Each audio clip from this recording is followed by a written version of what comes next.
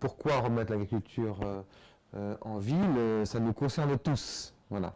Alors, il y a ce que j'ai expliqué donc à l'Olympia, une dimension d'abord humaine, c'est-à-dire le fait que le grand savoir de l'agriculture est porté de génération en génération. C'est un savoir relativement empirique, hein, qui se transmet. C'est une vraie connaissance de la nature et qui, en l'espace d'une cinquantaine d'années, est en train de se perdre complètement. La dimension humaine et sociale est tout à fait centrale. Et là, on n'est pas dans la chimie, ni forcément dans le problème technique, ni même administratif, ni même foncier.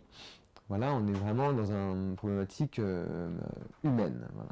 Est-ce que ça ne nous dérange pas plus que ça que l'agriculteur disparaisse de notre monde? Voilà.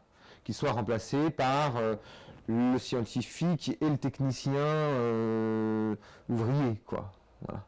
Est-ce que c'est quelque chose que vraiment on souhaite, on pense pouvoir disparaître sur notre planète? C'est-à-dire la base de notre société qui repose sur ce cycle d'échange avec la terre, l'amendement, les vers, entretenir la vie, est-ce qu'on est prêt à y renoncer?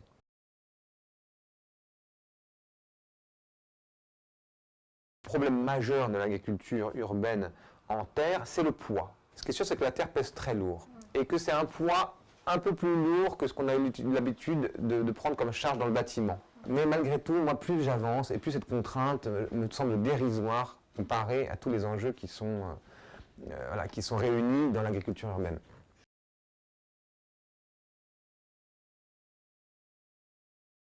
Alors, soit on cherche dans la structure à porter de la terre et qu'on ne soit plus embêté, voilà, que ce soit, on lève le verrou technique par des techniques, et des matériaux, des systèmes structurels un peu novateurs, ou alors on essaye d'alléger la terre. Jusqu'où on peut mélanger de la vraie terre avec des composts urbains, comment est-ce qu'on peut à la fois conserver ce cycle d'échange vivant, c'est-à-dire avec des vers de terre, avec tous les organismes qu'il y a dans la terre classique, et puis peut-être rajouter aussi du vivant de la ville, c'est-à-dire du compost, le bois, du marc de café, des bars tabac, voilà, qui sont très riches, qui peuvent aussi entretenir la vie.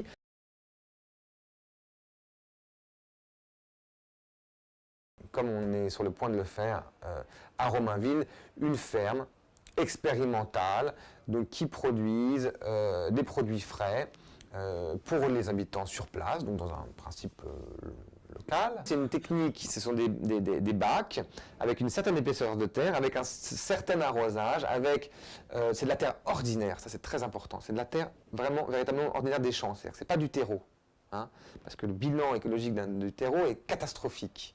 Là, c'est de la terre ordinaire. Il y a des protocoles de culture, il y a des assolements, du repos des terres, ainsi que tout un savoir-faire.